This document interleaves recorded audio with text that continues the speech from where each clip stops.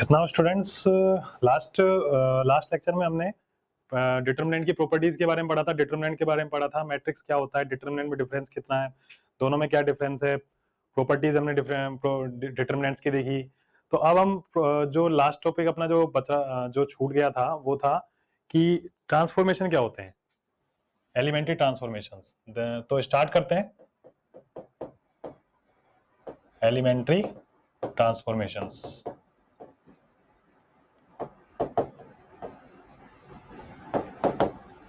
इसका मतलब है कि प्रारंभिक रूपांतरण,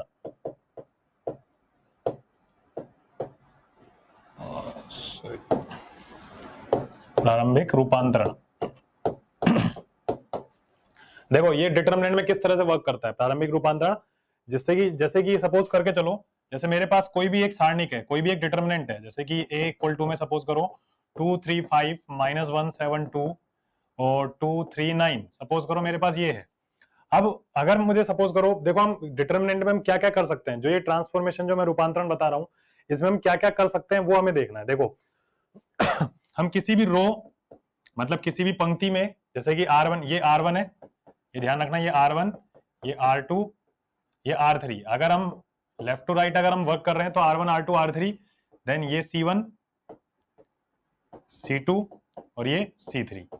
अगर हम मूव कर रहे हैं राइट टू लेफ्ट अगर सॉरी लेफ्ट टू राइट अगर मूव कर रहे हैं तो रो 1 रो 2 रो 3, और अगर हम डाउन टू अप या अप टू डाउन अगर हम देख रहे हैं तो वो है कॉलम 1 कॉलम 2 और कॉलम 3। मतलब दोनों में हम ऑपरेशन अप्लाई कर सकते हैं। ऐसा कुछ नहीं है कि एलिमेंट्री ट्रांसफॉर्मेशन का मतलब रो से ही होता है या फिर कॉलम से होता है, दोनों से होता है। ठीक है, तो अब R1 सपोज करो, जैसे कोई भी एक रो है, इस रो में हम क्या क्या ऑपरेशन कर सकते हैं। इस रो में जैसे कि सपोज करो हम दो रो को ऐड कर सकते हैं, या फिर हम दो रो को हम सब्ट्रैक्ट कर सकते हैं आपस में।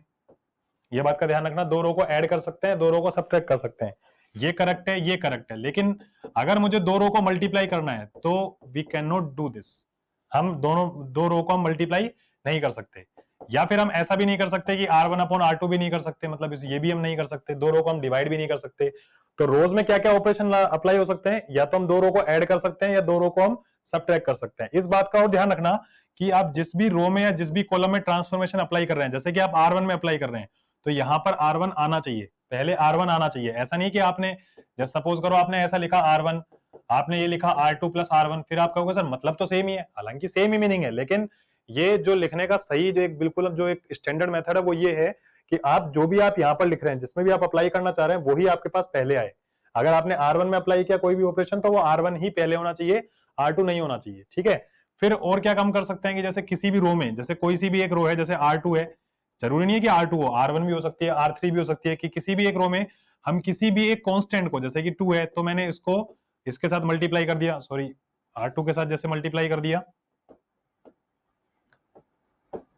मतलब उस रो में मैं किसी भी एक सिंगल आप कांस्टेंट से मल्टीप्लाई कर सकते हैं। वो कांस्टेंट कैसा भी हो सकता है, ऐसा नहीं है कि वो कांस्टेंट आपके पास पॉजिटिव है नेगेटिव, कैसा भी हो सकता है वो आपके पास कांस्टेंट। जैसे कि सपोज करो मैंने इस कोई भी एक रो में मैंने डिवाइड कर दिया, 3 से डिवाइड कर दिया या 4 से डिवाइड कर दिया, किसी भी एलिमेंट से हम मल्टीप्लाई डिवाइड कर सकते हैं, बट ये दोनों हमारे लिए करेक्ट है। लेकिन हम किसी भी रो में ऐसा नहीं कर सकते कि हमने एक सिंगल एलिमेंट को हमने ऐड कर दिया, मतलब किसी भी एक कांस्टेंट को ऐड कर दिया, या फिर उसमें मैंने किसी भी कांस्टेंट को माइनस कर दिया, या फिर मान लो मैंने कोई एक फ्रैक्शनल नंबर से माइनस या प्लस कर दिया, कुछ भी ऐसा कुछ नहीं हो सकता। ये सब गलत है हमारे लिए, ध्यान रखना। मतलब एलिमेंट्री जब हम ट्रांसफॉर्मेशन करते हैं तो इन बातों को ध्यान रखना पड़ता है कि ये सब चीजें हम नहीं कर सकते। R1 plus 2, R1 minus 2, R1 plus minus 3/4, मतलब हम किसी भी कांस्टेंट से मल्टीप्लाई तो हम कर सकते हैं, किसी भी कांस्टेंट से मल्टीप्लाई डिवाइड कर सकते हैं, बट ऐड सब्ट्रैक्ट ऐसा कुछ नहीं कर सकते। ऐसा ही रो में जब हम दो रो या दो कॉलम की बात करते हैं तो दो रो या दो कॉलम में हम दो रो को या दो कॉलम को आपस में सब्ट्रैक्ट या ऐड कर सकते हैं, बट उनको मल्टीप्लाई या डिवाइड नहीं कर सकते। ठीक है, अब ये एलिमेंट्री ट्रांसफॉर्मेशन किस तरह से हमें अप्लाई करने हैं क्वेश्चंस में, ये तुम्हें धीरे धीरे पता लगेगा। अभी ऐसा नहीं होगा कि आपको एक ही क्वेश्चन से जस्ट समझ में आ जाएगा। ये थोड़ा सा एक हार्ड पार्ट है इस चैप्टर का, क्योंकि आगे आने वाले जो इसके पोर्शन है, कोफैक्टर है, माइनर है, वो सब बहुत ईजी है, बट ये वाला पोर्शन लिटिल बिट हार्ड है, थोड़ा सा हार्ड है इससे।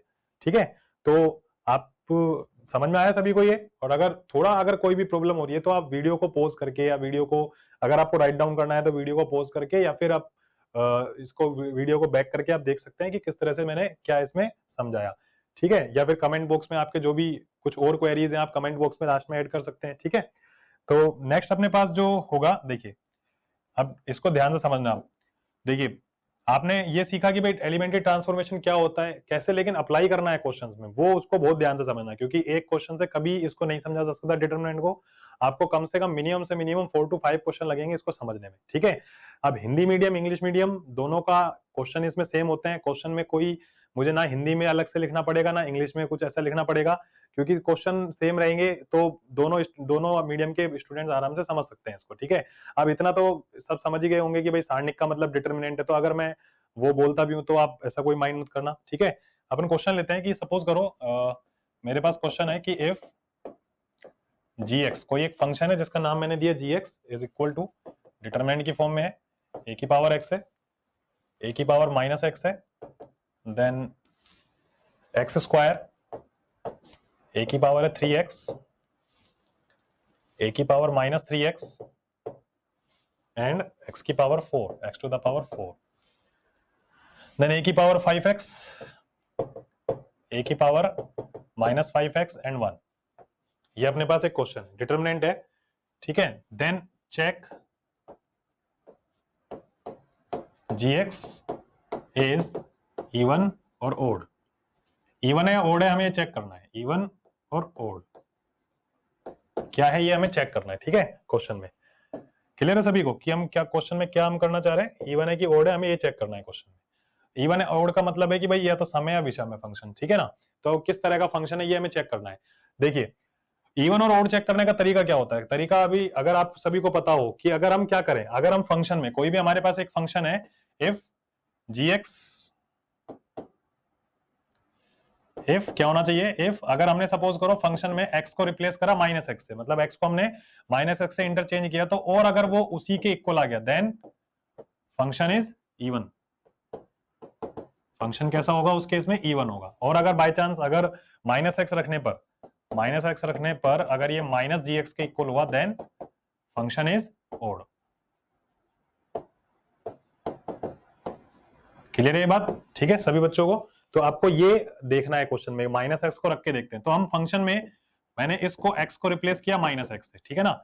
यहाँ पर x है, मैं इसको रिप्लेस कर रहा हूँ किससे, माइनस एक्स से। जब मैंने रिप्लेस किया माइनस एक्स से तो देखो ये होगा a की पावर माइनस एक्स, ठीक है। मतलब x को हटा के मैंने क्या लिख दिया, माइनस एक्स। यहाँ लिखेंगे a की पावर माइनस, और इस x को हटा के लिखा है मैंने माइनस एक्स। ध्यान रखना डायरेक्ट मत लिखो, एक बार तो हमें क्वेश्चन को रिपीट कर, मतलब हम अगली स्टेप में लिख देंगे। फिर ये माइनस एक्स का हो गया होल स्क्वायर, ठीक है। फिर a की पावर माइनस 3x, फिर a की पावर माइनस माइनस 3x, ठीक है। मतलब x को हटा के मैं माइनस एक्स लिख रहा हूं हर बार, और माइनस एक्स की होल पावर है 4। देन a की पावर माइनस 5x, क्योंकि x को हटा के मैं माइनस एक्स रख रहा हूं तो 5 पे तो कोई इफेक्ट होगा ही नहीं। a की पावर में माइनस में आएगा माइनस 5x और 1। क्लियर है बात, ठीक है। देन अब देखो यहां पर क्या बनेगा, a की पावर माइनस एक्स, देखो ये एज इट इज रहेगा, ये माइनस माइनस प्लस हो गया, a की पावर x, ये एक्स स्क्वायर ही रहेगा, a की power minus 3x and a की पावर प्लस का 3x, x की पावर रहेगी 4, फिर a की पावर माइनस 5x, ठीक है, a की पावर प्लस 5x और 1, ठीक है। समझ में आ गया सभी को। देखो इसके बाद ये g माइनस एक्स की वैल्यू आई, ठीक है। देन अब हम क्या करेंगे कि नेक्स्ट स्टेप में जैसे g माइनस एक्स है, हमारे पास है g माइनस एक्स। अब इसमें देखो हम क्या करें, अब मैं इसमें कोई ट्रांसफॉर्मेशन अप्लाई कर रहा हूं, ठीक है ना। अब ट्रांसफॉर्मेशन क्या अप्लाई, कैसे अप्लाई कर रहे हैं वो देखना, इसको बहुत ध्यान से समझना। मैं ट्रांसफॉर्मेशन को कैसे अप्लाई कर रहा हूं, देखो जो ओरिजिनल हमारे पास डिटरमिनेंट था, कि जो ओरिजिनल मेरे पास डिटरमिनेंट था वो ये वाला डिटरमिनेंट था ओरिजिनल, ठीक है। ये एक डिटरमिनेंट था मेरे पास ओरिजिनल। अगर इस डिटरमिनेंट में देखो इसमें और इसमें क्या दोनों में डिफरेंस है, ये a की पावर माइनस एक्स यहाँ पे है, पहले कॉलम देखो, पहले कॉलम को इसके पहले कॉलम को और इसके पहले कॉलम को, पहले और दूसरे को ध्यान से देखो, ये दोनों आपस में सेम है, लेकिन ये यहाँ पर है और ये यहाँ पर है, ऐसे है ना। तो हम क्या करेंगे इसमें, हम इसमें ट्रांसफॉर्मेशन अप्लाई करते हैं। अब वो ट्रांसफॉर्मेशन किस तरह से अप्लाई करेंगे वो देखना ध्यान से, ठीक है। जो मैंने ट्रांसफॉर्मेशन बताए, हालांकि मैंने तुम्हें उस टाइम ये वाला नहीं बताया। अगर मैं क्या करूं, C1 को, सॉरी ये R1 नहीं है, सपोज करो जो मेरे पास कॉलम 1 है, अगर मैं इसको इंटरचेंज कर दूं, ये इंटरचेंज का साइन है, अगर मैं इसको कॉलम 2 के साथ इंटरचेंज कर दूं तो देखो क्या होगा। देखो इंटरचेंज करने का मतलब क्या होगा, जो ये हमारे पास कॉलम 2 वाले जो एलिमेंट्स हैं वो कॉलम 1 में लिखे जाएंगे, a की पावर 3x, a की पावर 5x, ठीक है, a की पावर माइनस x, a की पावर माइनस 3x और a की पावर माइनस 5x। फिर ये आएगा x, इसमें कोई डिफरेंस, इसमें कोई इंटरचेंज नहीं होगा, क्योंकि हमने चेंज किस में किया है, हमने कॉलम 1 में और कॉलम 2 में इंटरचेंज किया, बाकी किसी में हमने चेंज नहीं किया, तो ये एज इट इज रहेगा। ठीक है, column number 3 as it is रहेगा। अब तुम देखो, मैंने एक प्रॉपर्टी बताई थी जब डिटरमिनेंट की हम प्रॉपर्टी यूज कर रहे थे, तो मैंने प्रॉपर्टी क्या बताई थी कि जब भी हम इंटरचेंज करते हैं, जब भी हम इंटरचेंज करेंगे रो को कॉलम, दो रो को या दो कॉलम को आपस में जब भी इंटरचेंज करेंगे, तो रिजल्ट जो है अपने पास वो नेगेटिव हो जाएगा, अगर ध्यान हो तो तुम्हें। ठीक है, तो ये प्रॉपर्टी नंबर हमारी शायद 3rd या 4th कोई प्रॉपर्टी थी, ठीक है, जो हमने डिस्कस की थी लास्ट लेक्चर में। तो जब भी हम क्या करेंगे, हम जब इंटरचेंज करते हैं, दो रो को या दो कॉलम को आपस में इंटरचेंज करते हैं, तो क्या होता है, उनमें नेगेटिव साइन आ जाता है। ठीक है, ये प्रॉपर्टी है।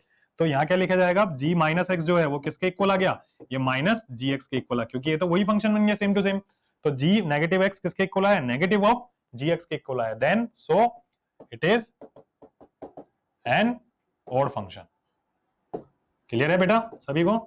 तो ये क्या है, हमारे पास ऑड फंक्शन है, इवन नहीं है, ऑड फंक्शन है। तो समझ में आया ऑड और इवन में क्या डिफरेंस है, कि इवन फंक्शन क्या होते हैं जिनमें माइनस एक्स रखने पर वो जी एक्स के इक्वल आ जाए, और ऑड फंक्शन क्या होते हैं जिसमें क्या रहेगा हमारे पास कि माइनस एक्स रखने पर माइनस ऑफ जी एक्स के इक्वल आ जाए। तो इसे क्या बोलेंगे हम, ऑड। चलिए स्टूडेंट, नेक्स्ट क्वेश्चन अपने पास है। क्वेश्चन है फाइंड द वैल्यू ऑफ एक डिटरमिनेंट हमें गिवन है क्वेश्चन में, और determinant is 1 log x log y base x, ठीक है, log z बेस x, ठीक है, then log yx log zx 1 log yz and log zy। देखिए ये क्वेश्चन है, इसकी वैल्यू हमें फाइंड आउट करनी है। अब देखो इसमें प्रॉपर्टीज का भी हमें यूज करना है, जो डिटरमिनेंट की प्रॉपर्टीज है उसको हम किस तरह से यूज कर सकते हैं वो हमें यहाँ पर देखना है। एक्चुअली क्वेश्चन में प्रूव करने को नहीं है, इसमें क्वेश्चन में सिर्फ हमें वैल्यू फाइंड आउट करनी है। तो पहले तो आप ये देखो कि इसमें कोई आइडेंटिकल चीजें है क्या हमारे पास। आइडेंटिकल का मतलब मैंने बताया था कि अगर दो रो और दो कॉलम अगर इक्वल, अगर दोनों सेम है तो वो आइडेंटिकल होती है, तो वो चीजें तो यहाँ पर नहीं है। और ऐसा भी नहीं है कि इसमें एक ही एलिमेंट, मतलब किसी एक रो या किसी एक कॉलम में सारे एलिमेंट जीरो, ऐसा भी कुछ नहीं है यहाँ पर। ठीक है, तो हम इसको सोल्व कैसे करें, इसको सोल्व करने के लिए देखो लॉग में हमारे पास जो बेस होता है, जनरली हम जो मैथ्स में देखते हैं वो लॉग में बेस क्या देखते हैं, हम नेचुरल लॉग के लिए बेस में ई देखते हैं, या फिर हम बेस 10 देखते हैं जो फिजिक्स केमिस्ट्री कॉमनली काम में लेते हैं। तो यहाँ बेस एक्स है, तो हम यहाँ बेस चेंज थ्योरम काम में लेंगे। तो बेस चेंज थ्योरम अगर तुम्हें ध्यान हो कि बेस चेंज थ्योरम मतलब आधार परिवर्तन प्रमेय, बेस चेंज थ्योरम है, लॉग में बेस चेंज थ्योरम होती है। लॉग अगर ए और बी है, तो अगर लॉग पढ़ा हो स्टार्टिंग में जब 11th में थे, तो लॉग में बताया था मैंने कि लॉग इसको हम लिखते हैं बी अपॉन में लॉग ए, और बेस में मर्जी चाहे जो तुम दो बेस में, है ना, ऐसा कुछ नहीं है कि बेस में हम कुछ भी दे दो। यहाँ पर बेस 10 दो, तुम्हारा मन कर रहा है तो बेस को अपने नाम से दे दो, ए बी कुछ भी दे दो, बेस में कोई दिक्कत नहीं है, बेस का कुछ भी दे सकते हैं हम बेस इसमें, ठीक है ना। तो लॉग जो ऊपर वाला है वो ऊपर रहेगा, नीचे वाला है वो नीचे आ जाएगा, ठीक है। लॉग बी अपॉन में लॉग ए, बेस अपने अकॉर्डिंग हम कुछ भी दे सकते हैं। तो ये बेस चेंज थ्योरम मतलब आधार परिवर्तन प्रमेय।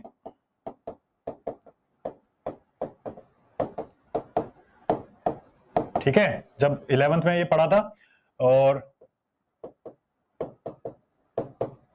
ये हिंदी में क्वेश्चन है। मैंने बताया था कि हिंदी इंग्लिश में कोई खास फर्क नहीं पड़ेगा, ठीक है। तो अब देखिए, अब इसको सोल्व कैसे करना है। देखिए, सोल्व करने के लिए पहले आप जो डिटरमिनेंट आपके पास है उसको एज इट इज रखो, ठीक है। अब यहां पर log वाई एक्स है, तो इसको हम कैसा लिख सकते हैं, log वाई अपॉन में log एक्स, ठीक है। इसको लिखेंगे हम log z अपॉन में log एक्स। फिर एज इट इज हम यहां पर इसको लिखेंगे log एक्स अपॉन में log वाई। देखो ये 1 ना होके, तुम देखो अगर ये 1 नहीं है, ये थोड़ा सा आंखों का धोखा है, ये मान के चलो। धोखा कैसे है कि अगर हम इस 1 को ना लिख के हम किसी और तरह से लिखें इसको, 1 को किस तरह से लिख सकते हैं, देखो log में हम 1 को इस तरह से लिख सकते हैं कि सपोज करो, जैसे मान लो मैंने ये 1 को इस तरह से लिख दिया log x upon log x, तो कोई दिक्कत थोड़ा ना log को, log s थोड़ा कि मना करेगा कि भाई ऐसे मत लिखो, लिख सकते हैं ना इसको log x upon log x। ऐसी ये log, देखो ऐसा क्यों लिखा, क्योंकि इन दोनों जो नीचे हमारे पास दोनों एलिमेंट्स हैं वो दोनों में क्या है, log x है। तो यहाँ भी हमें log x चाहिए, तो मैंने ऊपर 1 था तो इसको लिख सकते हैं log x upon log x। ऐसे यहाँ पर अपने पास बेस में क्या है, log y है, जो डिवाइड में अपने पास है वो log y है। तो इस वाले 1 को हम चेंज करके लिख सकते हैं log y upon log y, ठीक है। ऐसे ही यहां पर अपन लिख सकते हैं, इसको हम लिखेंगे बेस चेंज थ्योरम से log z अपॉन में log y। क्लियर है बात? ठीक है बच्चों। इसके बाद ऐसे ये वाला जो अपने पास है log x z है, इसको हम बेस चेंज थ्योरम से लिखेंगे log x अपॉन में log z। ऐसे ही यहां पर इसको लिखेंगे log y अपॉन में log z। ठीक है, और ये जो 1 है, अब जैसे इन दोनों में 1 था, यहाँ पर सब में 1, यहाँ पर जो 1 है उसमें x x था, log x था। ठीक है, और यहाँ पर जो 1 है उसमें सब में log y था, तो इसमें क्या कर देंगे हम log z कर देंगे, क्योंकि इन दोनों में क्या है, दोनों एलिमेंट में अपने पास log z है डिवाइड में। ठीक है, क्लियर है बात? आ रही बात समझ में? देन इसके बाद हम क्या करेंगे कि इसके बाद अगर उनको पूरा फर्दर सॉल्यूशन करना है आगे, देखिए अब किस तरह से करना है। अब तुम बहुत बेसिक चीज ध्यान में दो कि इसमें हमें क्या चीज ऐसी लग रही है जो कॉमन लेने लायक है। मतलब इस पूरे डिटरमिनेंट में हर रो में से तुम हर रो में से ध्यान दो कि क्या चीज को हम कॉमन ले सकते हैं, हर रो में से देखना है हमें।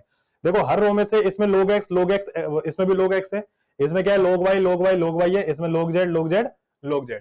ध्यान से देखना, ठीक है ना। मतलब हम यहां लिखेंगे taking common as 1 upon log x, 1 upon log y, 1 upon log z from R1, R2 and R3।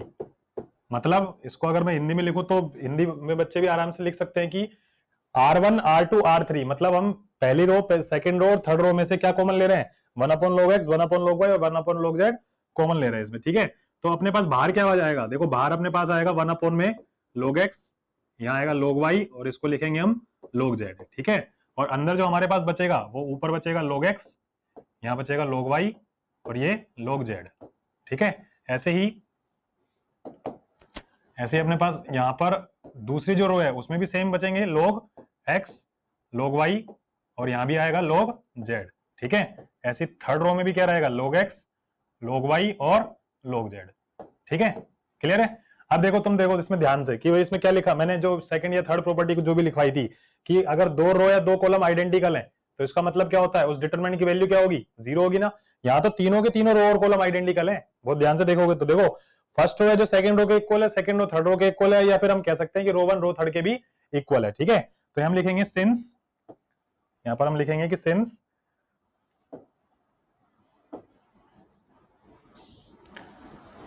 देखिए since R1 is equal to R2 is equal to R3, R1 R2 R3 है, सो रोज आर आइडेंटिकल। मतलब जो रो है, मतलब जो पंक्तियां हैं, पंक्तियां समान हैं, और अगर पंक्तियां समान हैं तो वैल्यू ऑफ डिटरमिनेंट, मतलब इस पूरे सारणिक का जो मान होगा वो क्या होगा, 0 के बराबर होगा। ये हमारा आंसर आएगा इसका। ठीक है, क्लियर है सभी बच्चों को?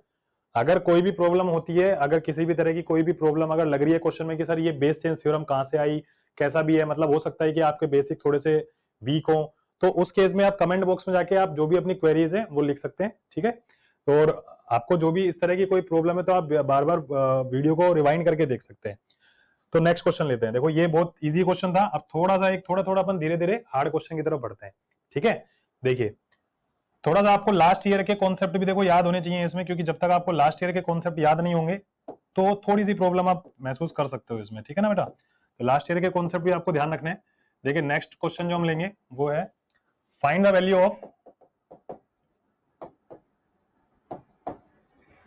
डिटरमिनेंट है अपने पास 1 फॉर साइन बी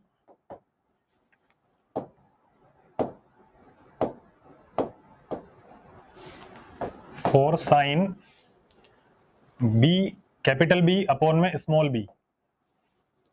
ठीक है, cos A, फिर यहां है 2A, 8 कैपिटल साइन, साइन के बाद कैपिटल A है, 1 है, फिर 3A, देन 12 साइन A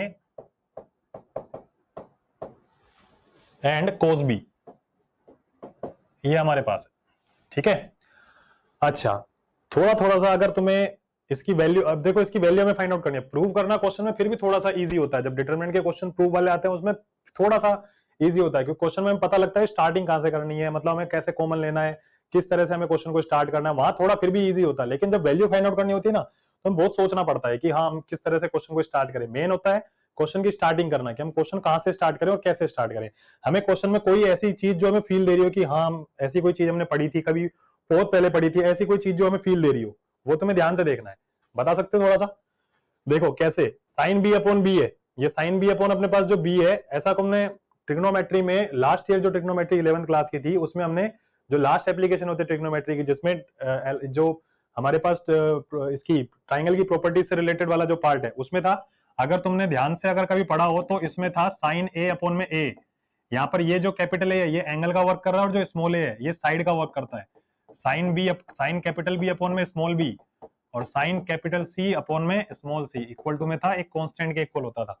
ठीक है, ये के इक्वल है। तो हम यहां से कह सकते हैं कि हमारे पास जो साइन ए है, जो कैपिटल साइन ए है, वो किसके इक्वल आएगा? ए के इक्वल। अगर मैं इसको और इसको दोनों को इक्वल रखता हूं तो ठीक है। ऐसे ही साइन बी इक्वल टू में होगा बी के और साइन सी ये होगा स्मॉल सी के इक्वल। ठीक है ना, ये अपने पास वैल्यू होंगी। क्लियर है? देन इसके बाद देखो ध्यान से समझना अब इसको, जो जो अपने पास वैल्यूज, जो जो हम यहाँ पर वैल्यूज को डिस्क्राइब कर रहे हैं वो सारी वैल्यूज को हमें यहाँ पर रिप्लेस करना है। ठीक है बेटा, सभी वैल्यूज को यहाँ पर रिप्लेस करना है। अब कैसे रिप्लेस करना है वो ध्यान से देखना। देखो किस तरह से हम वैल्यूज को रिप्लेस करेंगे। देखो डिटर्मिनेंट अपने पास है 1, इस 1 को एज इट इज रखना है। 4 यहाँ पर जो साइन बी अपॉन बी है, ये जो साइन बी अपॉन बी यहाँ से वो के इक्वल है, तो इसको यहाँ पर हटा के क्या लिख देना है? के लिख देना है। ठीक है, जो कोस है इसको एज इट इज रखो, इसकी जरूरत ही नहीं पड़ेगी हमें, है ना, क्योंकि कोस वाली प्रॉपर्टीज हम काम में नहीं ले रहे, हम सिर्फ साइन की प्रॉपर्टीज काम में ले रहे हैं। ऐसे ही ये जो 2a है ये तो एज इट इज रहेगा, इस 2a को एज इट इज रहने दो। ये वाला जो साइन है इसकी वैल्यू हमने क्या निकाली है, क्या फाइंड आउट किया हमने यहाँ से? a है ना, तो यहां से लिखेंगे 8 और a के।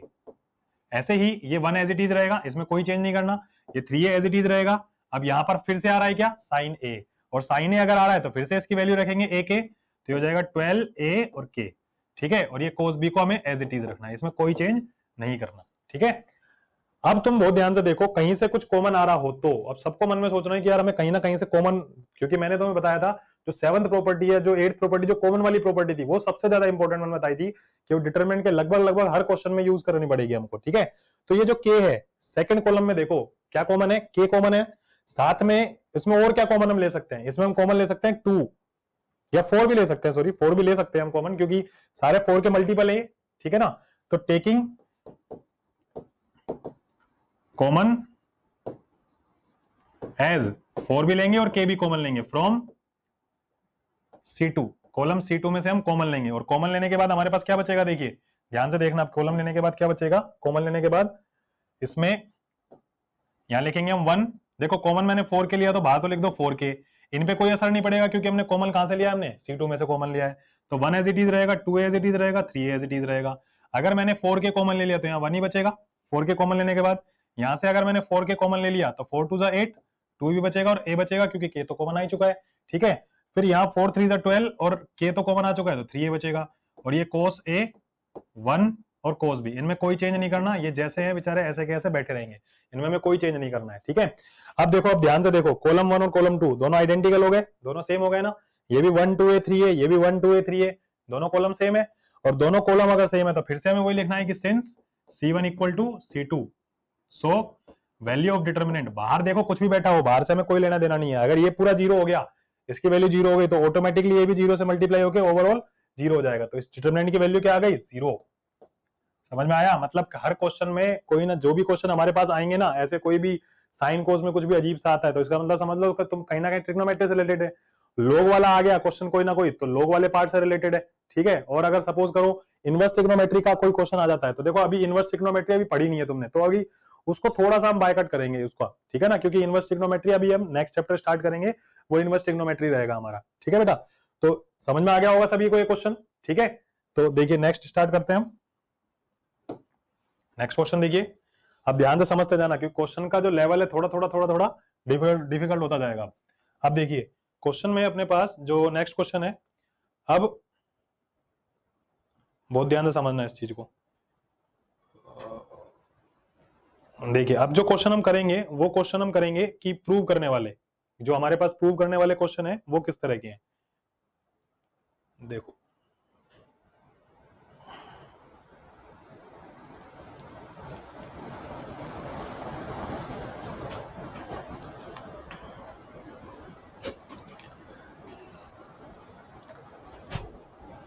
अब बहुत ध्यान से समझना क्वेश्चंस को। देखिए क्वेश्चन हमेशा जो कभी भी तुम्हारे पास लिखा आएगा वो इस तरह से लिखा आएगा, by using properties of determinant, properties of determinant. Determinant की प्रॉपर्टी का यूज करने के लिए हमेशा बोला जाएगा, ठीक है ना। क्वेश्चन में हमेशा लिखा आएगा by using properties of determinant. हो सकता है क्वेश्चन में सोल्व भी लिखा आ जाए, प्रूफ भी लिखा आ जाए, वो क्वेश्चन वाले के ऊपर डिपेंड करता है कि क्वेश्चन वाला हमें क्या दे रहा है, ठीक है ना। अब जैसे मैं पहला क्वेश्चन लेके चल रहा हूं इसमें, ठीक है। पहला क्वेश्चन अपने पास है, देखिए एक्स वाई जेड एबीसी, और ये डिटरमिनेंट के बाद है प्रूव दैट। हमें प्रूव करना है इस बार क्वेश्चन में, क्वेश्चन वाले ने प्रूव करवाया इस बार, ठीक है ना। एक्स वाई जेड एबीसी, यहां लिखा हुआ है एक्स प्लस ए, वाई प्लस बी और जेड प्लस सी। इसको हमें जीरो के इक्वल प्रूव करना है। बेहद आसान क्वेश्चन है ये वाला, ठीक है। अभी हम 2-4 क्वेश्चन थोड़ा सा इजी कर लेते हैं, फिर हम नेक्स्ट क्वेश्चन मतलब जब आगे करेंगे तो स्टार्ट हार्ड से करेंगे। अब इसको बहुत ध्यान से देखना।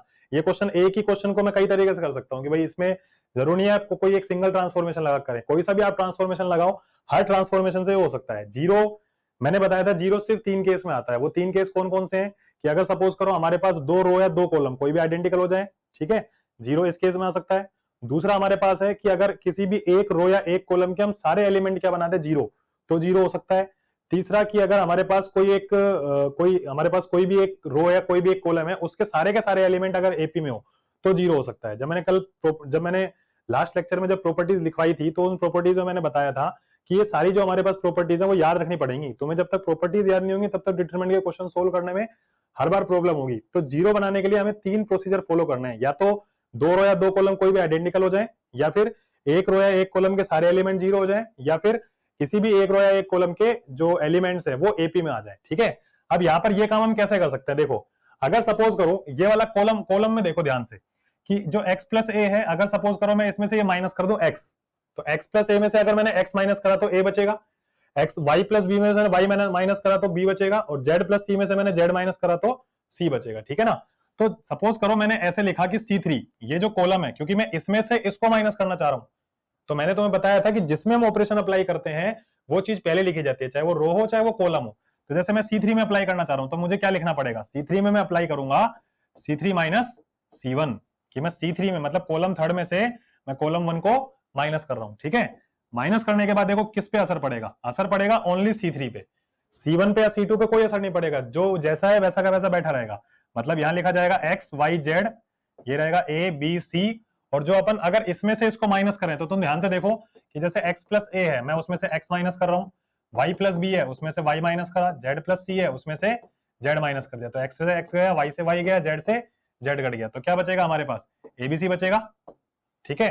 और हम क्या लिख देंगे, since C2 equal to C3 so value of determinant equal to 0। देख लो ध्यान से कि भाई कॉलम 2 और कॉलम 3 दोनों के दोनों कॉलम हमारे पास कैसे हैं, दोनों इक्वल है ना, तो इसका मतलब डिटरमिनेंट की वैल्यू क्या आ गई, 0 आ गई। क्लियर है बात, ठीक है ना, ध्यान से समझना। अच्छा इसी को हम दूसरे मेथड से करते हैं कि हाँ भाई दूसरा मेथड कैसा हो सकता था इसमें, देखो दूसरा मेथड क्या हो सकता था। सपोज करो तुम्हें ये वाला एलिमेंट्री ट्रांसफॉर्मेशन पसंद नहीं आया, तुमने मना कर दिया नहीं सर ये वाला नहीं जम रहा हमें, है ना, हम कोई दूसरा भी कोई एलिमेंट्री ट्रांसफॉर्मेशन काम में ले सकते हैं, कोई सा भी ट्रांसफॉर्मेशन काम में लो।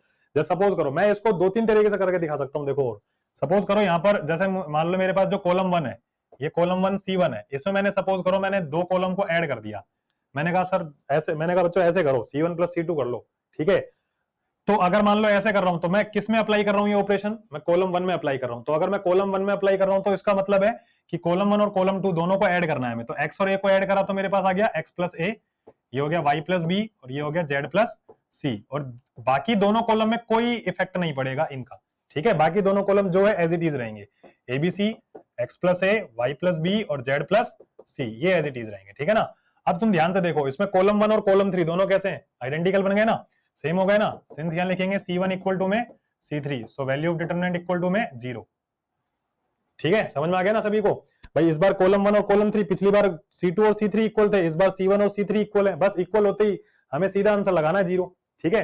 फिर कोई बच्चा बोला नहीं सर हमें तो यही पसंद नहीं आया, इसमें मजा नहीं आया कुछ, है ना, तो कोई सा भी लगा लो, है ना। जैसे मान लो तीसरा ट्रांसफॉर्मेशन सपोज करो हम ले लेते हैं, अगर मान लो मैंने C2 में लगाया, सॉरी हम C3 में ही लगाते हैं, है ना, क्या लगाते हैं देखो C3 में, ध्यान से देखना। आप मैं C3 में अप्लाई कर रहा हूं, मैं C3 में अप्लाई कर रहा हूं, C3 माइनस C2 अप्लाई कर रहा हूं मैं, सपोज करो, है ना। तो C1 में कोई चेंज नहीं आएगा, एज इट इज रहेगा, X Y Z as it is रहेगा, C2 में भी कोई चेंज नहीं आया, इस बार हम क्या कर रहे हैं, इसमें से इसको माइनस कर रहे हैं। जब माइनस करा तो x प्लस ए में से अगर a माइनस करेंगे तो क्या बचेगा, x बचेगा, यहाँ y बचेगा और यहाँ z बचेगा। ठीक है ना, समझ में आ गया सभी को। तो ये अपने पास रहेगा।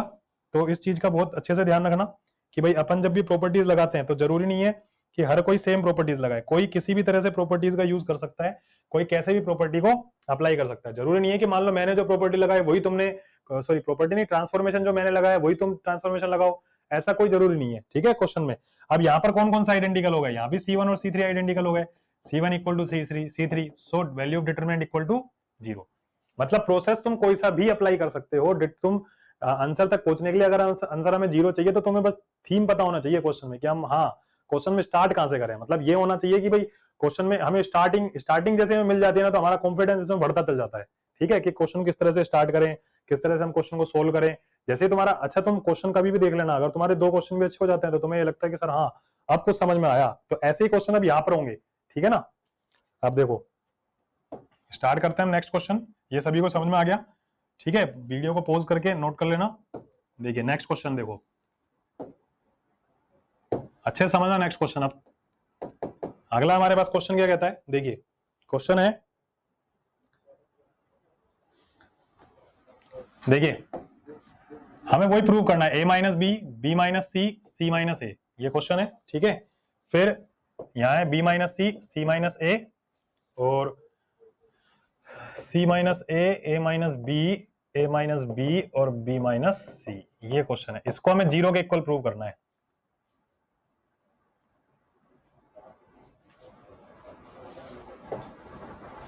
ठीक है, इस क्वेश्चन को हमें 0 के इक्वल प्रूव करना है। देखो कैसे हम इसको प्रूव करेंगे 0 के इक्वल। फिर वही कॉन्सेप्ट याद रखो। कॉन्सेप्ट क्या याद रखना है, कॉन्सेप्ट ये याद रखना है कि हाँ कि 0 हम कैसे कैसे बना सकते हैं। तो अभी मैंने बताया, फिर मैंने एक्सप्लेन किया था कि 0 बनाने के लिए हमें 3 प्रोसीजर फॉलो करना है। वो 3 प्रोसीजर कौन कौन से हैं, या तो हम कोई भी 2 रो या 2 कॉलम का आइडेंटिकल बना दें, या फिर किसी एक रो के जो सारे एलिमेंट है, एक रो के जो सारे एलिमेंट है उसको हम क्या बना दें, एक रो एक कॉलम के सारे एलिमेंट को हम 0 0 0 बना दें, या फिर हम उसको एपी में ले आए। देखो जब भी साइक्लिक ऑर्डर फॉलो होता है ना, हालांकि साइक्लिक ऑर्डर तुम्हारे लिए समझना थोड़ा सा मुश्किल है, लेकिन साइक्लिक ऑर्डर तब भी फॉलो होता है ना, हमेशा आंसर 0 आता है। साइक्लिक ऑर्डर कैसे, ए में से बी गया, बी में सी गया, सी में से ए गया, ऐसे ये साइक्लिक ऑर्डर होता है। ठीक है, जैसे कहीं हमारे पास 4 हैं, जैसे ए बी सी डी है, तो ए में से बी गया, बी में से सी गया, सी में से डी गया, डी में से ए गया, ये साइक्लिक ऑर्डर होता है। अरे बात समझ में? ऐसे यहाँ पर ये साइक्लिक ऑर्डर जब भी फॉलो होता है तो आंसर हमेशा 0 आता है। ठीक है, बट फिर भी कई बच्चों के बहम होता है, नहीं सर ऐसे नहीं, ऐसे मत बताओ, क्वेश्चन को पूरा करके दिखाओ। ठीक है, तो वो कैसे करके देखेंगे, देखो हम सपोज करो तुम तीनों को जोड़ दो, है ना, इस बार माइनस करने से कुछ रिजल्ट नहीं निकलेगा, माइनस करने से 0 नहीं निकलेगा, लेकिन इस बार क्या करो, तीनों रो, या तो तीनों रो को जोड़ दो या तीनों कॉलम को जोड़ दो। तुम ध्यान से देखोगे तो ये a minus b, b minus C, C minus a, ऐसा यहाँ पर है a minus b, b minus c और सी माइनस ए। तो तुम कैसे भी कर सकते हो। जैसे सपोज करो तुमने यहाँ कॉलम वन में क्या करा, C1 plus C2 plus C3 कर दिया कि सर अगर हम तीनों कॉलम को जोड़ दे तो क्या मिलेगा। फिर एक बच्चा कहता है नहीं सर ऐसे मत करो, ऐसे करो, R1 plus R2 plus R3 कर दो। फिर मैंने कहा दोनों से करके देख लो, आंसर सबसे सेम आएगा। ठीक है, कॉलम में ऐड या सब्ट्रैक्ट करने का मतलब होता है कि लेफ्ट टू राइट हमें सारे ऑपरेशन करने हैं। ठीक है ना, लेफ्ट टू राइट सारे ऑपरेशन करने हैं। और अगर हम रो की बात करें तो हमें डाउन टू अप सारे ऑपरेशन करने हैं। मतलब अगर रो वाला ऑपरेशन हो रहा है तो इसका मतलब डाउन टू अप। ठीक है, रो ऑपरेशन के लिए ध्यान रखना, रो ऑपरेशन के लिए डाउन टू अप हमें माइनस प्लस जो भी हम कर रहे हैं। और कॉलम ऑपरेशन अगर हो रहा है हमारे पास तो कॉलम ऑपरेशन का मतलब है कि कैसे हो रहा है, लेफ्ट टू राइट हो रहे हैं सारे वर्क। ठीक है ना, ये बात ध्यान रखना। तो C1 C2 C3 हमारे पास, जैसे सपोज करो मैं इससे करना चाह रहा हूं तो मैंने ऐसे जोड़ा इन तीनों को। अगर मैं ऐसे जोड़ूंगा तो ध्यान से देखना कि a माइनस बी में मैंने जोड़ा b माइनस सी और c माइनस ए, ये जोड़ दिया। ठीक है, तो यहां मैं वही चीज लिखता, तो b से b गया, c से c गया, a से a गया, है ना। तो मैं यहाँ पर, चलो इस चीज को है ना, तुम जरूरी है कि यहाँ पर बैक साइड इसको यहाँ पर लिखो, यहाँ पर भी लिख सकते हो उसको, a minus b plus b minus c plus c minus a. ठीक है, यहाँ पर लिखा हमने इसको।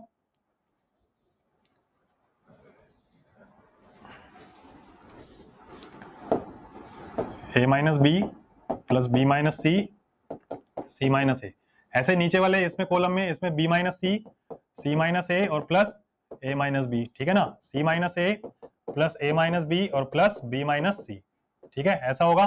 बाकी किसी में कोई चेंज नहीं आएगा, बाकी एज इट इज रखने हैं हमें, b minus C, C minus A, a minus B रहेगा, ये c minus A, a minus B और b माइनस सी, सब एज इट इज रहेगा, बाकी किसी में कोई चेंज नहीं आएगा। ठीक है बेटा, सब में ऐसे ही कैसे रहेगा। अब देखो b से b कट गया, c से c कट गया, a से a कट गया, ऐसे ही सब जगह कट जाएंगे ये, और सारे कटते ही क्या बोल देते हैं हम सीधा, हम बोल देते हैं कि सर ये तो जीरो है, ठीक है ना, ये जीरो, और ये b माइनस सी माइनस ए माइनस बी, और ये c माइनस ए माइनस बी और b माइनस सी। अब क्या लिखेंगे, सिंस एलिमेंट्स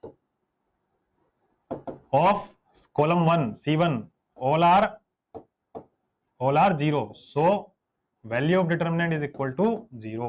तो डिटरमिनेंट की वैल्यू क्या हो गई, जीरो हो गई। क्लियर है बात, सभी को समझ में आया कि जो डिटरमिनेंट की वैल्यू है वो क्या आ जाएगी, जीरो आ जाएगी। सभी को क्लियर होनी चाहिए बात। अगर तुम इससे करोगे तो सेम आंसर तुम रिसीव करोगे, बस इस बार जो है ना अपने पास वो यहाँ पर आ जाएगा, ये सब कुछ है ना, रो 1 में आ जाएगा, रो 2 में किसी में कुछ नहीं आएगा। क्लियर है सभी को, ठीक है।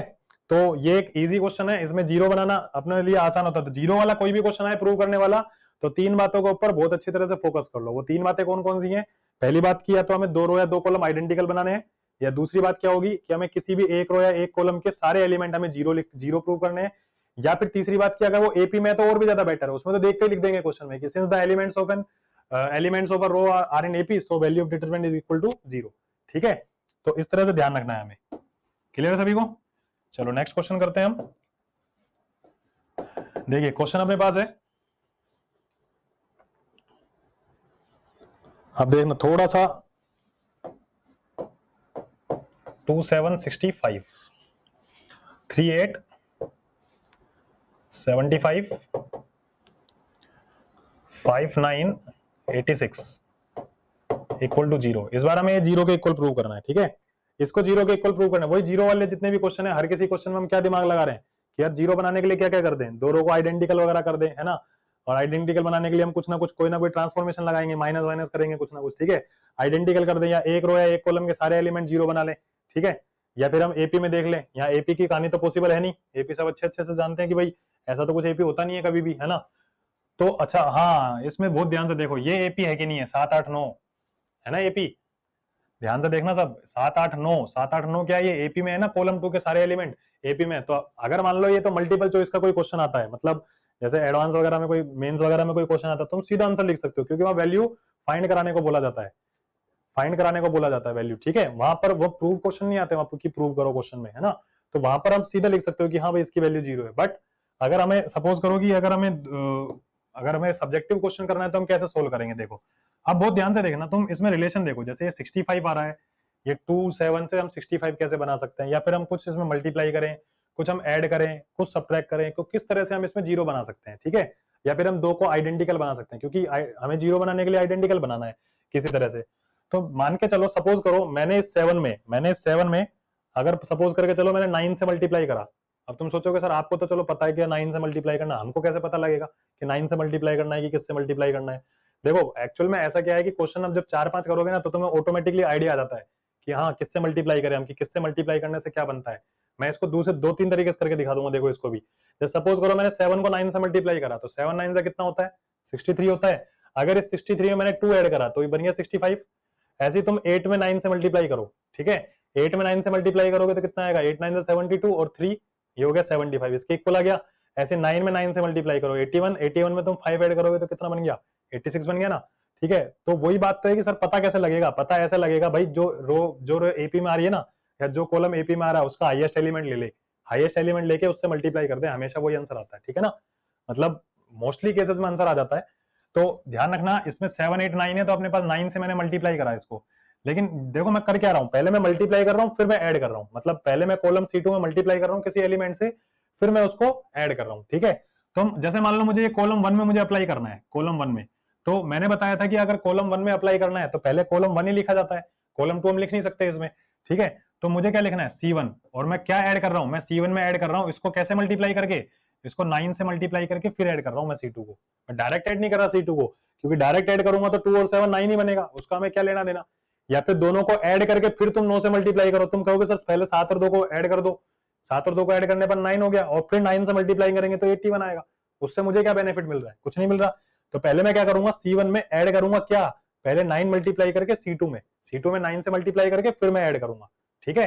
तो ये अपना एलिमेंट्री ट्रांसफॉर्मेशन हो गया। अब तुम जितने भी ट्रांसफॉर्मेशन, जितने भी क्वेश्चन हो चुके हैं, सब में ये बात बस ध्यान से देखो कि जिसमें मैं ट्रांसफॉर्मेशन लगा रहा हूं वो एलिमेंट पहले लिखा जाए। जैसे मैं C1 में लगा रहा हूं तो C1 पहले लिख रहा हूं, C2 में लगाता तो C2 पहले लिखता, जो लगा रहे हैं वो पहले लिखना पड़ता है। अब तुम कहो सर ऐसे क्या फर्क पड़ेगा अगर मैं ऐसे लिख दूंगा इसको 9C2, प्लस C1। भाई फर्क कुछ नहीं पड़ता, लेकिन ये स्टैंडर्ड ही रॉन्ग है। अगर हम स्टैंडर्ड बेसिक की बात करें, क्योंकि अगर तू प्लस की बात करेगा तो भाई ठीक है, लेकिन माइनस की बात करेगा तो माइनस में तो हो जाएगा ना काम खराब, इसलिए ठीक है। तो हम ये इस बात का ध्यान रखना कि ऐसा कुछ नहीं लिखा जाता है ना, ये बात का ध्यान रखना, ठीक है। चलो C1 में अप्लाई करते हैं कि C1 में किस तरह से अप्लाई होगा। तो 2 और 9 7 63 और ये हो गया 65, ठीक है। ऐसे 3 में ऐड कर, ये 9 8 72, 72 और 3 हो गया 75। ऐसे यहाँ पर 9 9 81 और 5 86 हो गया। ऐसे ये 7 8 9 65 75 86, ठीक है, ये हो गया। क्लियर है बात। अब अगर ये है तो अब यहाँ हम क्या लिखेंगे, सिंस C1 किसके इक्वल है, यहाँ पर C3 के इक्वल है, so value of determinant equal to में 0। तो 0 बनाने का कॉन्सेप्ट अब समझ में आ जाना चाहिए। 3 क्वेश्चन मैंने बता दिए, एक क्वेश्चन 2 क्वेश्चन हम पहले भी कर चुके हैं ना, लेकिन उसमें बस प्रूव करने को नहीं बोला था, उसमें वैल्यू फाइंड करवाई थी। तो 0 बनाने के लिए जो बेसिक कॉन्सेप्ट है वो क्या है कि या तो हम 2 रो या 2 कॉलम को आइडेंटिकल बनाए, ठीक है बेटा, या फिर जो सारे एक रो के या एक कॉलम के सारे एलिमेंट को 0 कर दें, या फिर हम एक एपी में लेके आए। वो एपी वाला जो प्रोसेस है वो सिर्फ और सिर्फ वो मल्टीपल चॉइस क्वेश्चन के लिए, वो ऑब्जेक्टिव क्वेश्चंस के लिए, ठीक है। चलो नेक्स्ट क्वेश्चन हम स्टार्ट करते हैं अपना। अब इसका मैं तुम्हें 1-2 क्वेश्चन तुम्हें दे देता हूं, जैसे कि तुम घर पे थोड़ा सा ट्राई कर सको, है ना। जैसे कि क्वेश्चन है कि 1, वो 0 प्रूव करने वाले क्वेश्चन ही है, 1 BC A B plus C, ठीक है, 1 CA 1 AB, और यहां रहेगा B C प्लस A, ठीक है, then C A plus B equal to में 0, ठीक है। ये हमें प्रूव करना है। एक तो ये क्वेश्चन है जो आप थोड़ा सा ट्राई करोगे, ठीक है। अभी फिलहाल ये एक ही क्वेश्चन है जो तुम्हें ट्राई करना है। मैं एक नेक्स्ट क्वेश्चन करा रहा हूं जो काफी लेंदी भी है ना, इसको सब नोट कर लेना। इसमें कुछ नहीं करना तुम्हें, देखो तुम ध्यान से अगर देखोगे ना, ये 2 मिनट का, 2 मिनट क्या 10 सेकंड का क्वेश्चन भी नहीं है ये। मल्टीप्लाई करा तुमने, ए बी हो गया और ए सी हो गया, बी सी हो गया और ए बी हो गया, सी ए और बी सी हो गया, ठीक है। हिंट दे रहा हूँ, ध्यान से समझना। ए बी और ए सी हो गया ना, अब ये ए बी ए सी है, इसको बी सी के साथ जोड़ दो तो A B plus A C plus B C हो जाएगा। ऐसे यहाँ पर ए बी बनेगा, बी सी बनेगा और सी ए। तो मतलब हमें C1 और C2 और C3 को आपस में जोड़ना है हमें, ठीक है। अगर हम C2 और C3 को आपस में जोड़ देंगे तो C2 और C3 को जोड़ने पर क्या बनेगा भाई, a B plus B c plus c a हर किसी में बन जाएगा। फिर उसको कॉमन ले लेना, कॉमन लोगे तो 1 1 1 बनेगा, तो आइडेंटिकल बनते ही क्या हो जाएगा, आंसर लिख देना सीधा 0, ठीक है ना। ध्यान से समझना और सुनना। चलिए अब नेक्स्ट क्वेश्चन हम करते हैं। नेक्स्ट क्वेश्चन अपने पास है, देखिए क्वेश्चन क्या है, बहुत ध्यान से और बहुत अच्छे तरीके से समझना है इसको। थोड़ा सा लेंदी क्वेश्चन भी है, थोड़ा सा हार्ड भी है ना। तो B plus C, C plus A plus B, Q plus R, R plus P, P plus Q, Y plus Z, Z plus X, X plus Y, ये equal to twice of APX, BQY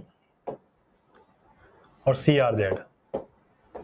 इसके equal हमें इसको prove करना है। देखो इस बार कोई 0 नहीं है, कोई 0 नहीं है, कोई कुछ नहीं है ना। हमें कोई 0 के इक्वल प्रूव नहीं करना। जो तुम मुंह उठा के हमेशा अब 0 वाली प्रॉपर्टी लगा रहे थे ना अपन, वो नहीं करेंगे अब हमेशा, है ना।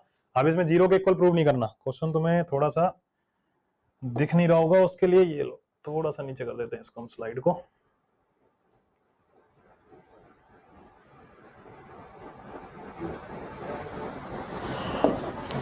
ठीक है, तो अब इसको थोड़ा सा ध्यान से समझना, क्योंकि हमें 0 प्रूव नहीं करना है इस बार। 0 प्रूव करना होता है ना, वो थोड़ा आसान होता है।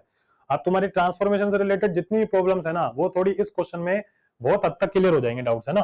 कैसे है वो इसको बस थोड़ा सा ध्यान से समझना। देखिए क्वेश्चन में हमें जो प्रूव करना है ना, उसके हिसाब से देखा जाता है। ऐसा नहीं कि हम कहीं से भी ट्रांसफॉर्मेशन लगाना स्टार्ट कर दें, ऐसा नहीं होगा नहीं क्वेश्चन, है ना।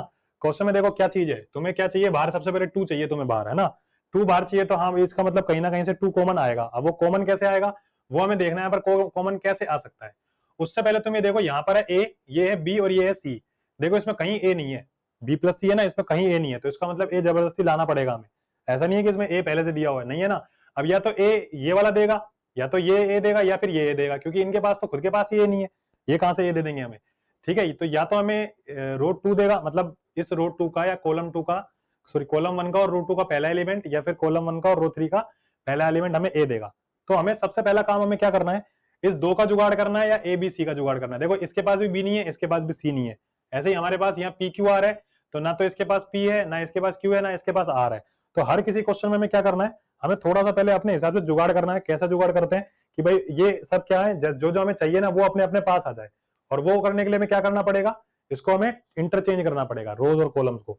उससे पहले हम इसको ऐड कर लेते हैं। ऐड क्यों कर रहे हैं लेकिन सर, और हमें कैसे पता लगेगा कि हम ऐड ही करें सबसे पहले क्वेश्चन में? देखो ऐड इसलिए कर रहे हैं क्योंकि 2 भी तो चाहिए ना हमें। 2 कहां से आएगा, जब हम 2a 2b 2c लाएंगे या फिर 2p 2q और 2q 2r लाएंगे तो भी तो 2 कॉमन आएगा ना। तो उसके लिए हमें 2 लाना पड़ेगा। तो इसके लिए मैं क्या करूं, मुझे ऐसे जोड़ना पड़ेगा, ऐसे। और अगर मैं ऐसे जोड़ रहा हूं तो मैंने बताया था कि अगर अप टू डाउन अगर हमें जोड़ना है या माइनस करना है तो कौन सा ऑपरेशन होगा, रो ऑपरेशन होगा। अगर हमें लेफ्ट टू राइट या राइट टू लेफ्ट कोई ऑपरेशन करना है तो इसका मतलब है कॉलम ऑपरेशन, और अगर अप टू डाउन या डाउन टू अप हमें कुछ करना है तो इसका मतलब रो ऑपरेशन। तो मैं क्या करूंगा, मैं रो 1 में अप्लाई करूंगा R1 प्लस R2 और प्लस R3। मैंने ये अप्लाई करा, R1 R2 R3 को ऐड करा। तो ऐड करने से क्या मिलेगा, देखो B प्लस C प्लस ए और A प्लस, अगर मैं इन तीनों को ऐड करूंगा सब में 2-2 बार ABC आ रहा है ना, तो ये हो जाएगा twice of A plus B plus C। समझ में आ गया सभी को, twice of A plus B plus C आ गया। ऐसे ही यहां पर आ जाएगा twice of P plus Q plus R, ऐसे ही आएगा यहाँ पर twice of X plus Y plus Z, ये आ जाएगा। ठीक है, ऐसे ही इधर। अब मैंने अप्लाई किसमें किया था, मैंने सिर्फ रो 1 में अप्लाई किया था, तो ये रो 1 में अप्लाई हो गया ना, रो 1 में अप्लाई हो गया। तो बाकी जो रो है अपने पास उसमें बिना सोचे समझे हमें सीधे सीधे जो जो एलिमेंट है ना अपने पास वो सारे के सारे एज इट इज लिख देने हैं। ठीक है, कोई हमें हेजिटेट नहीं होना है एलिमेंट लिखने के लिए। ये P plus Q X plus Y. ठीक है, देखो हिंदी इंग्लिश का कोई लेना देना नहीं है, पूरे चैप्टर में कोई रोल नहीं है हिंदी इंग्लिश का। तो ऐसा नहीं है कि इंग्लिश वाले बच्चे समझ ले सर हिंदी में कुछ पढ़ा दिया या हिंदी वाले समझ ले कि इंग्लिश में कुछ हो गया, कुछ नहीं है, दोनों सेम है। एक्स प्लस वाई वो हिंदी इंग्लिश सब सेम है।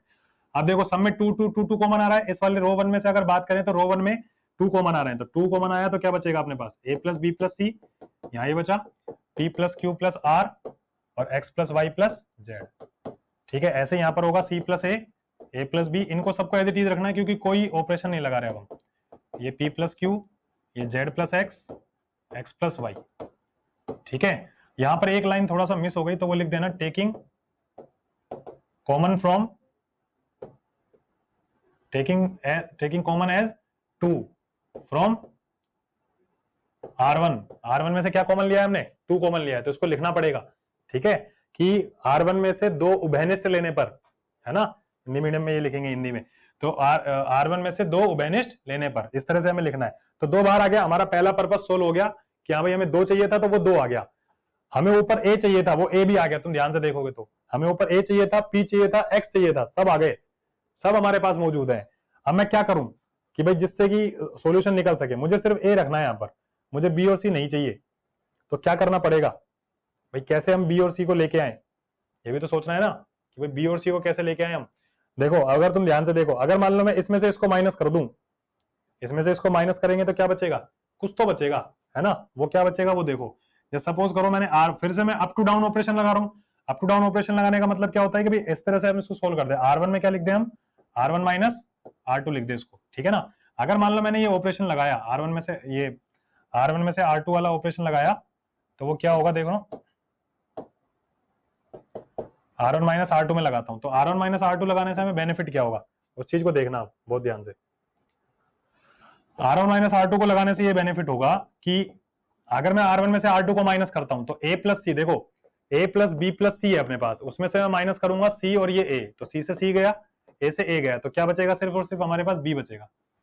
ठीक है, ऐसे ही अगर इसमें से मैं माइनस करता हूं P plus Q plus R में से R प्लस P, तो क्या बचेगा, सिर्फ Q बचेगा।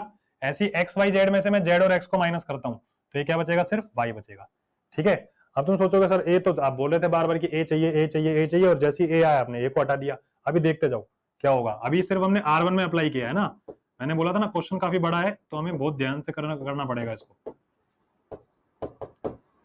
A plus B P plus Q X plus Y। ठीक है, अगली स्टेप की बात करते हैं। देखो अगली स्टेप में हमारे पास देखो B है, Q है, Y है। अब तुम ध्यान से देखोगे ना क्वेश्चन में, देखो क्वेश्चन को देखो ध्यान से, क्वेश्चन में हमें B Q Y कहीं तो चाहिए, ये आ गया ना कहीं तो समझ में आ रहा है भाई, अपन ने ये तो सोचा है भाई कहीं तो हमें B Q और Y चाहिए, तो वो आ गया कहीं तो, वो सेकंड रो में चाहिए हालांकि, लेकिन ये किसमें आ गया, फर्स्ट रो में आ गया, वो बाद में हम इंटरचेंज कर लेंगे आपस में, आना चाहिए बस कुल मिला के, है ना। अब देखो अगली स्टेप में हम क्या करेंगे, अगली स्टेप में ध्यान रखना, देखो अगर सपोज करो मैं क्या करता हूं इस a प्लस बी में से, मतलब मैं R3 में से, मैं अगर R3 में से क्या करता हूं, R3 में से मैं R1 को माइनस कर दूं, इस वाली रो थर्ड में से मैं रो 1 को माइनस कर दूं, तो माइनस करने पर क्या मिलेगा, देखो a प्लस बी में से अगर b गया तो b से b कट गया तो क्या बचेगा, सिर्फ a बचेगा। ऐसी p प्लस q में से मैं माइनस करूंगा q, तो q से q कट जाएगा तो क्या बचेगा, यहाँ p बचेगा। मतलब जो हमें चाहिए ना वो मिल जाएगा कुल मिला के, ठीक है ना। तो इस तरह से इसको ध्यान में रखते हुए R3 माइनस R1 करना है। तो देखो कैसे, अब यहाँ लिख देता हूँ इस वाले स्टेप को। R3 में से अगर R1 माइनस करना है तो चेंज किस में करना है, सिर्फ R3 में, तो R1 में कोई चेंज आएगा ही नहीं, बी क्यू वाई होगा, C प्लस ए, R प्लस पी और Z प्लस एक्स, ठीक है। और यहाँ आएगा A, ये बचेगा B और ये सॉरी B नहीं P, ये बचेगा P और ये बचेगा x प्लस वाई में से अगर y माइनस करें तो क्या बचेगा, x बचेगा, ठीक है। ये बच गया और 2 अपना बाहर चल ही रहा है। अरे बात समझ में। अब इसके बाद देखो, अब हमें जो हमें आंसर में चाहिए वो ये भी अलग हो गया, APX भी अलग हो गया, और हमें क्या अलग करना है, अब C, R और Z अलग करना है। तो क्या करें, इस R2 में से R3 को माइनस कर देते हैं, ठीक है ना। तो R2 में अप्लाई करेंगे हम, R2 में मान लो मैं अप्लाई कर रहा हूं, R2 में अप्लाई करेंगे R2 माइनस R3, और जैसे ही मैं इसको अप्लाई करूंगा R2 में से R3 को माइनस करके, तो देखो ट्वाइस एज इट इज रहेगा B Q Y, और अगर इसमें से इसको माइनस करते हैं तो ये रहेगा C R और Z, और यहां बचेगा A P और X। लेकिन फिर वही बात क्या होगी कि सर आंसर तो अभी भी नहीं आ रहा है ना, आंसर में जो हमें चाहिए ये तो ऊपर चाहिए, ये बीच में चाहिए, ये नीचे नीचे चाहिए, है ना। तो मैंने कहा अब आ जाओ इंटरचेंज पे। इंटरचेंज देखो, इंटरचेंज जब करेंगे, मैं R1 को इंटरचेंज करता हूं R3 के साथ, तो इंटरचेंज करते ही तुम्हें प्रॉपर्टी ध्यान होनी चाहिए कि भाई माइनस आ जाता है डिटरमिनेंट में। जैसे हम इंटरचेंज करते हैं तो डिटरमिनेंट की वैल्यू में क्या अंतर पड़ता है, वो माइनस के साथ खेलता है वो, ठीक है ना। तो माइनस आ जाएगा, माइनस जैसे ही आएगा तो ऊपर तो क्या आ गया, APX आ गया, नीचे नीचे क्या आ जाएगा, BQY आ जाएगा, और बीच में क्या रहेगा, बीच में रहेगा CR और Z रहेगा।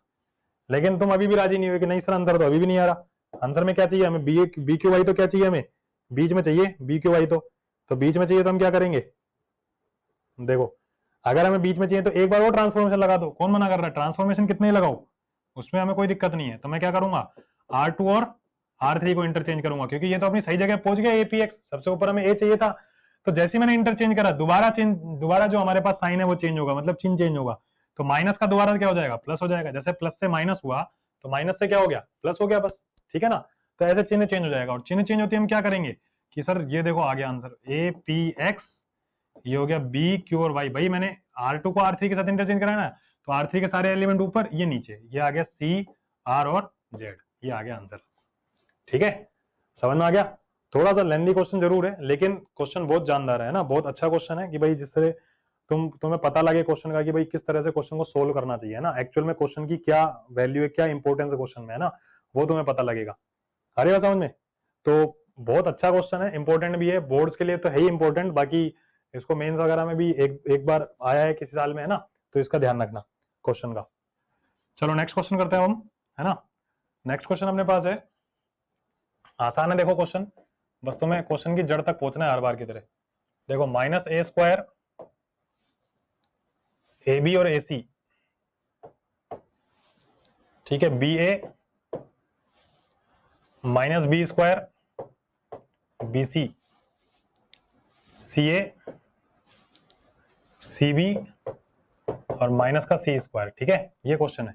अच्छा इसको सोल्व करना है क्वेश्चन को, है ना, मतलब हल ज्ञात कीजिए, सोल्व करना है क्वेश्चन को। मैं इस बार ऑप्शन दे देता हूं तुम्हें, ऑप्शन इसमें क्या क्या है, जैसे A² B² C² है, ठीक है, इसका आंसर, या फिर सपोज करो 2A² B² C² है, ठीक है, फिर C अपने पास है 4A² B² C² है, या फिर D है अपने पास 3A² B² और C² है, ठीक है, ये चार ऑप्शन है। अब तुम चारों ऑप्शन में से कोई ना कोई एक ऑप्शन तो होगा पक्का सही होगा, तो तुम ये तो देखो कि सर हर ऑप्शन में क्या कर रखा है हमारे पास, हर ऑप्शन में हमें क्या दिया हुआ है, A² B² C² दिया हुआ है, मतलब 100% A² B² C² बन रहा होगा इसमें, ठीक है।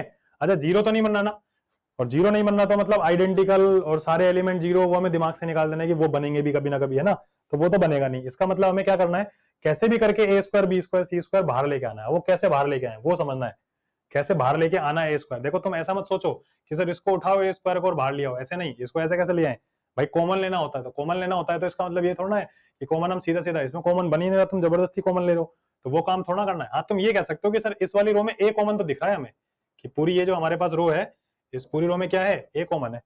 इस पूरी रो में क्या कॉमन है, इस पूरी रो में बी कॉमन है, ठीक है ना। फिर इस पूरी रो में क्या कॉमन है, इस पूरी रो में सी कॉमन है। तो ये तुम कह सकते हो कि हाँ सर एबीसी तो हमें दिखा कॉमन है। फिर तुम क्या कहोगे, सर नहीं ऐसा तो हम तो ये भी कह सकते हैं कि इस वाले कॉलम में ए कॉमन है, इस वाले कॉलम में बी कॉमन है, और इस वाले कॉलम में सी कॉमन है। तो मैंने कहा हाँ ये भी सही कह रहे हो भाई तुम तो, भाई कॉमन ही तो, बात कॉमन की तो चल रही है, तो तुम कॉमन तो कैसे भी ले सकते हो भाई, अपनी मर्जी है कॉमन लेना, तो किस तरह से अपन कॉमन ले, ठीक है। तो सबसे पहले मैं कॉमन मुझे दिखा था किसमें, रो में दिखा था ना मुझे कॉमन, तो मैं लिखूंगा taking common as A B C. A B C कहां से कॉमन लिया हमने, from R1 R2 and R3। अगर मैंने R1 R2 R3 में से एबीसी कॉमन लिया तो देखो क्या बचेगा, बाहर तो मैं लिख दूं एबीसी, है ना, क्योंकि ए कॉमन लिया, बी कॉमन लिया, सी कॉमन लिया, तो जो कॉमन लिया वो तो बाहर जाएगा, है ना। तो ये तो हो गया एबीसी। अब एबीसी अगर कॉमन लेते यहां बचेगा माइनस का ए, यहां बचा बी, यहां बचा सी, यहाँ बी कॉमन ले लिया तो ये ए बचेगा, यहाँ बचेगा माइनस का बी, यहाँ बी कॉमन लेते बचा सी, ऐसे यहाँ सी कॉमन ले लिया तो बचेगा ए, यहाँ सी कॉमन लेते बचेगा बी, और ये बचेगा सी माइनस का हो गया, ठीक है। ऐसे बच गया हमारे पास। अब हमें दिखा कि नहीं सर कॉलम में से भी तो कॉमन हमने देखा था, तो हाँ बिल्कुल देखा था। तो taking common as ABC from C1 C2 and C3, तो C1 C2 C3 में से भी हमने ले लिया कॉमन। अगर कॉमन लिया तो कॉमन लेते क्या होगा, इसमें से ए अगर बाहर आया तो ये ए और ए क्या बन गया, ए स्क्वायर बन गया, बी और बी स्क्वायर, और सी सी स्क्वायर बन गया, और अंदर क्या रह गया, -1 1 1 1 -1 1 1 1 और -1, ठीक है। ये लोग रह गए, लेकिन सर आंसर तो ऐसा चाहिए नहीं, डिटरमिनेंट भी तो सोल्व होगा। अभी तक अपन ने क्वेश्चन जितने भी किए उसमें डिटरमिनेंट में सीधे, क्योंकि आइडेंटिकल बन रहे थे, ज्यादातर आइडेंटिकल बन रहे थे, तो उसमें हम सीधा आंसर चाहिए थे 0, है ना। लेकिन इस बार क्या करना है, सोल्व करना है, क्योंकि 0 नहीं रहना आंसर, सोल्व करना है। तो सॉल्यूशन का वही प्रोसेस जो हमने लास्ट लेक्चर में सीखा था, है ना। -1 है, -1 देखो ये तो एज इट इज रहेगा, ए स्क्वायर बी स्क्वायर सी स्क्वायर को हिलाने वाला कोई नहीं है, ये तो आगे जो आने थे। यहाँ क्या रहेगा वो देखो तुम तो, कि सर यहाँ क्या लिखे हम, तो ये -1 जो हम सॉल्यूशन करते आए हैं, जैसे हम करते हैं वही, -1 है, ये रो और ये कॉलम काट दो, है ना, 1 -1, देखो ये -1 इंटू -1 1 हो गया, ठीक है। और ये क्या हो गया, 1 इंटू ये वाला जो क्या हो जाएगा, -1 हो जाएगा, तो 1 -1 हो गया। ऐसे ये माइनस वाली पोजीशन पर है, तो अगर ये माइनस वाली पोजीशन पर है तो इसको माइनस वाली पोजीशन के लिए -1, ये रो और ये कॉलम कट गए, और कट गए तो मल्टीप्लाई करेंगे तो -1, और यहां भी आएगा माइनस का 1, ठीक है। ऐसे ये प्लस वाली पोजीशन पर है, प्लस वाली पोजीशन पर है 1, ये रो और ये कॉलम कट गए, एक एक रो और एक एक कॉलम कट गए, ये हो जाएगा 1 + 1, ठीक है। अब अपने पास बचा ए स्क्वायर बी स्क्वायर सी स्क्वायर, यह 1 में से 1 गया तो 0, 0 गया तो खत्म कहानी। ये -2 इंटू -1 क्या होगा, प्लस का 2, और ये 1 और 1 ये 2 हो गया, 2 ये भी क्या आ जाएगा, 2 आ जाएगा, तो 2 और 2 क्या हो गया, 4 हो गया। तो आंसर आ गया हमारे पास 4 ए स्क्वायर बी स्क्वायर और सी स्क्वायर, मतलब ये अपने पास आंसर हो गया, इसका ऑप्शन नंबर आएगा सी, ठीक है। समझ में आ गया सभी को। तो ध्यान रखना हर क्वेश्चन में ऐसा नहीं होता कि अपन एक एक क्वेश्चन को एक एक, मतलब अपन को जो भी अपन को काम करना है ना, वो सारा का सारा काम हमें बिल्कुल क्वेश्चन को देखते हुए करना है कि क्या हमें क्वेश्चन में प्रूव करना है। अगर हमें कोई सॉल्यूशन की बात चल रही है तो हमें जो क्वेश्चन में सोल्व करवाने की बात जो चल रही है, वो सोल्व में हमें कहीं 0 तो नहीं चाहिए, और अगर सपोज करो 0 चाहिए भी, तो 0 के बाद हम उसको कैसे हम सोल्व करें, कहां से हम क्वेश्चन को स्टार्ट करें। ट्रांसफॉर्मेशन सबसे ज्यादा इंपॉर्टेंट है। ट्रांसफॉर्मेशन मतलब जरूरी नहीं है कि मैंने जो ट्रांसफॉर्मेशन काम में ले रहा हूँ वही तुम काम में लो, तुम किसी और ट्रांसफॉर्मेशन को काम में भी ले सकते हो। जैसे सपोज करो किसी बच्चे ने कहा नहीं सर ये वाली चीज पहले लगा तो ये वाली बाद में लगा, तो उससे भी आंसर आ जाएगा। ये थोड़ा है कि कोई ये वाली चीज पहले लगाने से आंसर आएगा। और ट्रांसफॉर्मेशन कई अलग अलग तरह के हो सकते हैं। जैसे पिछला वाला क्वेश्चन था उसमें करीब करीब 7 से 8 ट्रांसफॉर्मेशन लगे, तो जरूरी नहीं है कि वो 7 से 8 ट्रांसफॉर्मेशन जिस ऑर्डर में मैंने लगाए उसी ऑर्डर में तुम लगाओ, तुम किसी और तरीके से भी कर सकते थे। आंसर आना चाहिए कुल मिला के, आ रही बात समझ में, आंसर आना चाहिए। डिटरमिनेंट सबसे खास बात यही है कि डिटरमिनेंट फंसते भी इसलिए है क्योंकि कई बार समझ ही नहीं आता कि यार क्या ट्रांसफॉर्मेशन लगाए, और कई बार निकल भी इसलिए जाते हैं कि यार कुछ भी लगा दिया निकल गए बस क्वेश्चन में, गलत मत लगाओ बस, ठीक है ना। आ रही बात समझ में। तो इस चीज को आगे हम सोल्व करेंगे नेक्स्ट लेक्चर में, ठीक है। और आपकी जो भी क्वेरीज होती हैं आप उसको कमेंट बॉक्स में डालिए, ठीक है। कमेंट बॉक्स में डाल के आप पूछिए, उसको हम सोल्व करेंगे। अगर कोई भी आपको कोई